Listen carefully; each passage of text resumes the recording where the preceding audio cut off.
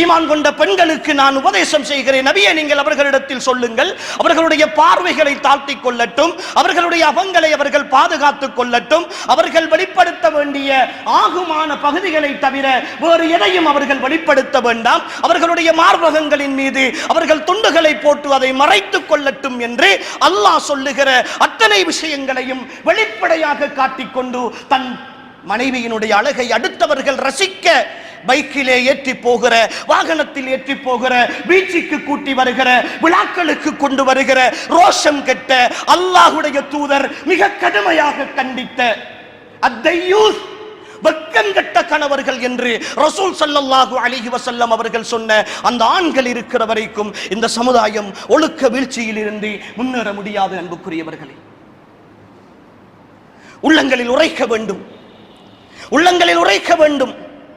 நாம் பேசிக் கொண்டிருப்பது இந்த மிம்பரில் இருந்து கவலைப்பட்டு சொல்லுவது எங்களுடைய வார்த்தைகள் அல்ல, ரசிக்க தெரியாமல் சொல்லுகிற விஷயங்கள் அல்ல. அல்லாஹும் அல்லாஹுடைய தூதரும் புறக்கணிக்கப்படுகிற பொழுது, அவர்களுடைய வார்த்தைகள் நடைமுறைப்படுத்தப்படாமல் போகிற பொழுது, அவர்களுடைய வார்த்தைகள் எள்ளி நகையாடப்படுகிற பொழுது, அதை இந்த சமுதாயம் மதிக்காமல் விடுகிற பொழுது, இந்த பூமியில் நிச்சயமாக சத்தியமாக சொல்லுகிறோம், ஈமானிய சமுதாயம் விமோசனம் அடைய முடியாது. உறவுகள்,